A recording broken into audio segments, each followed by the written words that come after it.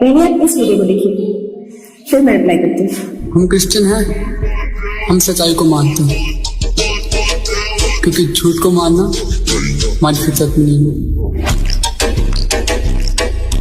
मैं हिंदू हूँ भाई, मुझे भी सच्चाई पता है। देखो ये सब लोग आम इंसान है, उनको कितना सुइयां घुसा जा रहा है, उनको कुछ नहीं हो रहा है। साथ में तलवार भी घुसा दिया जा रहा है शरीर में। देखो उनको कुछ भी नहीं हो रहा है।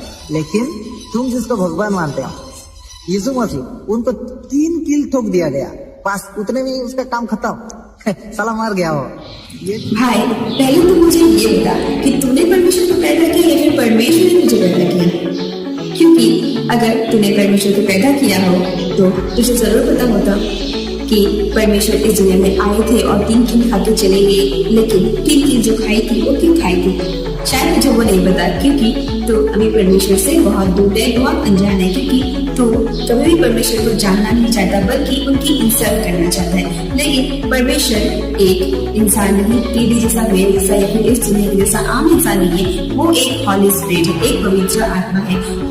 मैं तुझे इसके बारे में अच्छे से समझा दूंगी कि परमेश्वर इस दुनिया में क्यों आए थे और 3 कील क्यों खाई थी और क्यों वो मरे थे।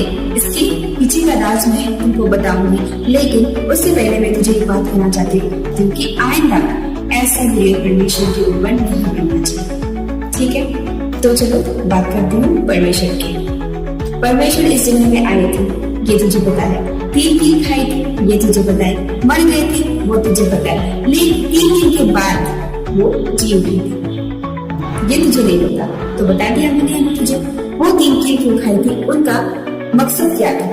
अगर वो मरे ही ना तो आम इंसान की जैसे नहीं मरे थे। तब जैसे मैं मरूंगी तो मुझे जलाया दिया जाएगा, या तुम मरोगे तुमको भी जलाया दिया जाएगा। लेकिन परमेश्वर जले नहीं थे, सिर्फ अपनी इच्छा से वो मरे थे, ताकि वो जब मरेंगे तो उनका एक मकसद था। जब प्रभु यीशु मसीह आए थे इस दुनिया में, प्रभु यीशु मसीह परमेश्वर का पुत्र है ना, और उसी पुत्र को तुझे उल्टा सीधा बोला। ठीक है, कोई बात नहीं, फिर भी तो परमेश्वर को नहीं जानता, तो तुझे अभी यीशु का जो वचन है वो तुझसे दूर है, इसलिए तुझे कुछ नहीं पता। लेकिन मैं तुझे बता दो, बाइबल में लिखा हुआ है कि 1 John chapter 2:2 में परमेश्वर हमसे कहते हैं कि उनका बलिदान पूरे संसार के प्रायश्चित के लिए थी, और ये कोई शक्ति या कोई दिखावे या फिर कोई प्रदर्शन के लिए नहीं थी, और उसका एक ही मकसद था, ताकि हम लोग पापों से बच सके और हमें कोई भी अपने शरीर को तकलीफ न देनी पड़े।